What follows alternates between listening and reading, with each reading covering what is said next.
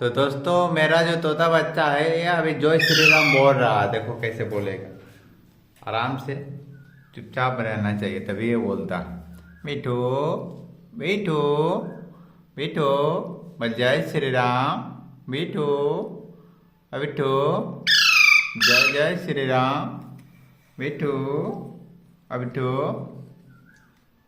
मिठू बेटा, मिठू, बोल जय श्री राम। आठ, आठ।